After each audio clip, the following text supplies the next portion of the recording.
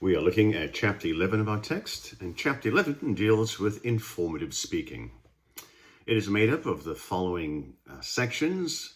First, differentiating between informative, persuasive, and entertainment purposes, especially the first two, as we have the informative speech this week.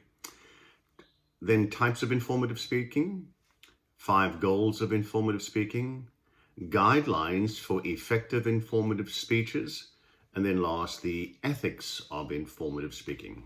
All right, let's jump into the very first section. So what is an informative speech? An informative speech communicates new information and ideas in a way that your audience will understand and remember. So key thing is new information.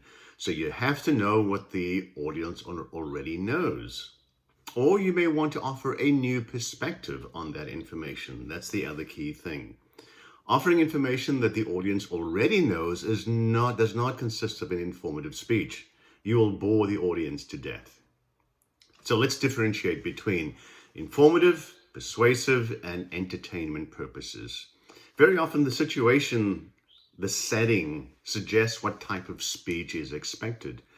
When you deliver an informative speech, your intent is to increase the audience's knowledge, to enlighten your audience, to increase their understanding or their awareness, or maybe to create a new perspective on existing facts. In contrast, when you deliver a persuasive presentation, your intent is to influence, to change the mind, to influence them to agree with your point of view. For example, to increase the minimum wage, to change attitudes or beliefs, to bring about a specific desired action. So influence is the big thing. A good way to tell between an informative speech and a persuasive speech is to look at your specific purpose.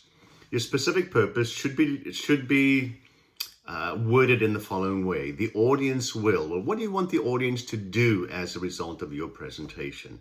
If you want to increase, if you want the audience to increase their understanding, the audience will increase their understanding. It becomes an informative speech. If you want your audience to agree with your point of view, then it's no longer an informative speech, but a persuasive speech. The third one is an entertainment purpose. And when you deliver a speech as part of some special occasion, your intent there is to entertain, commemorate, inspire, or amuse your listeners. Okay, so the key to informative speaking is intent. If your goal is to expand understanding, your speech is informational. If in the process you want your audience to share or agree with your point of view, now your speech begins to slide in a persuasive direction. Be careful with that. Now there are some speeches where the lines are rather blurred. A critical place where we often see the intentional lines blur is in the conclusion of an informative speech. So when in the audience response, you're asking them to do something or to believe something, I don't think that moves the speech from an informative speech to a persuasive speech. Not necessarily at the end of, in the conclusion itself. So the final tagline, I don't think necessarily changes the speech from an informative to a persuasive, even though the textbook says that. The second section deals with types of informative speaking, and they're basically 3 types. A speech of description helps an audience understand what something is. A speech of explanation helps an audience understand why something is so. And a speech of demonstration focuses on how something is done. Let's get into the details of that. So speeches of description. If you're to describe the safety features of a typical nuclear power plant, or describe the effects of an earthquake, or describe the buying habits of teenagers. These are all examples of informative speeches of description. And what these speeches do is they paint a clear picture of an event, a person, an object, a place, a situation, or concept. Your goal as a speaker is to create images in the minds of your listeners about your topic so that their knowledge is increased at the end of the day. They have better understanding. Speeches of explanation deal with more abstract topics.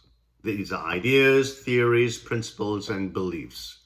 The goal of these speeches is to simplify something that's rather complex to increase audience understanding. Again, the lines could be blurred between description and explanation.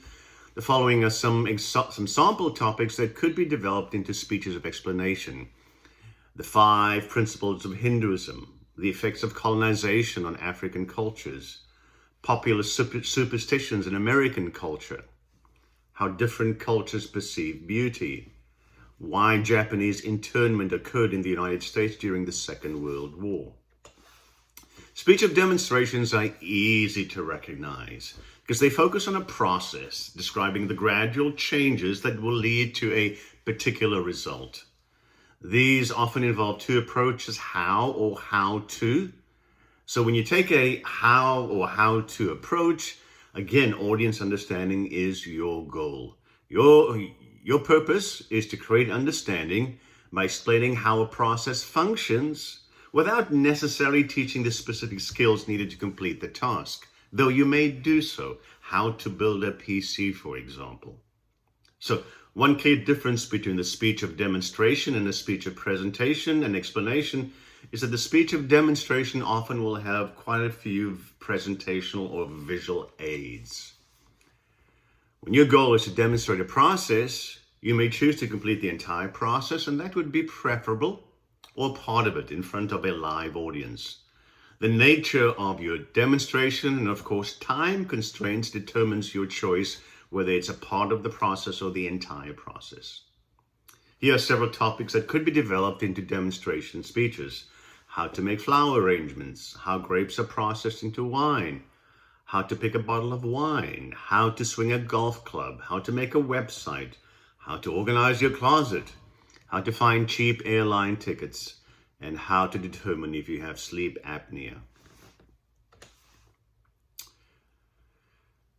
Let's stop there. We'll get to the 5 goals of informative speaking in the next video.